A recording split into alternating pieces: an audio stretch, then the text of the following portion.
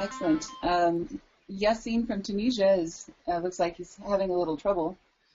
And again, I apologize if I'm pronouncing names incorrectly, but apparently put a lot of money into an aviation education and is not having much luck.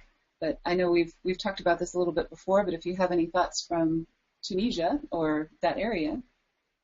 So I don't know specifically about Tunisia. I will say that there are certain areas of the world that there is not a huge amount of growth going on in the airline industry. So you have to be willing to go where the demand is. And right now there is a demand in Asia.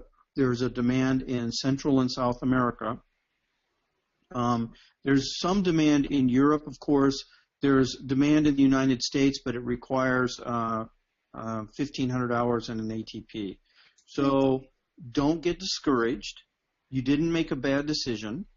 You've made a decision, and now if you want to pursue this, you need to look at where in the world best fits your experience and go there and apply.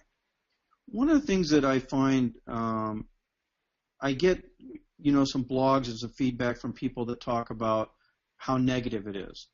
Now, I grew up in Phoenix, Arizona. There wasn't a lot of jobs in Phoenix, Arizona. I love being in Phoenix. My home is in Phoenix. My mom and dad live in Phoenix. I left and went to Michigan because that's where the flying jobs were. And it snows in Michigan, and it's a lot colder than my home in the desert in Arizona. But I did what it took to pursue the job. So Right.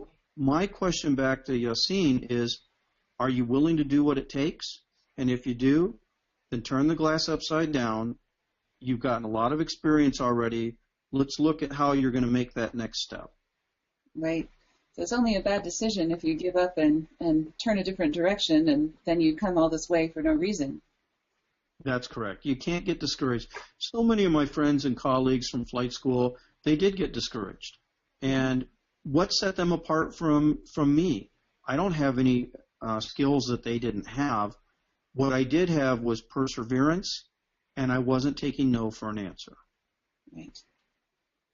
Here's another similar one, looking for a first job, has a type rating in a B737 NG, and in Ismail in the Maldives. So that's what I understand, a beautiful part of the world, but there may not be a lot of demand there and may need to move somewhere else. So that's right. So again, same answer as before. I would look at where the biggest demand is, and I would go after it. With a 737 type rating, that doesn't mean just like getting your commercial, your multi-engine, your ATP, that doesn't mean the jobs are going to come and look for you.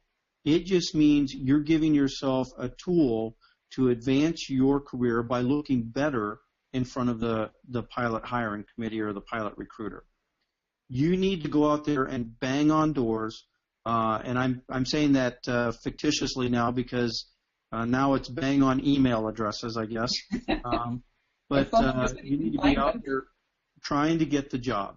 You need to be out there showcasing yourself as a 737 NG type-rated pilot and talk to them about how you've learned crew resource management, multi-crew experience, jet time. What are we doing? And I would invite Ismail to contact me directly. He should have my contact information. Let's look at what you're doing. I'm still here to help you. Just because you graduated and you're gone, we still want to help you pursue your career dreams. So utilize the resources of Aerostar. Call us up. Let us know what you're doing, and we'll do our best to assist you to take that next step.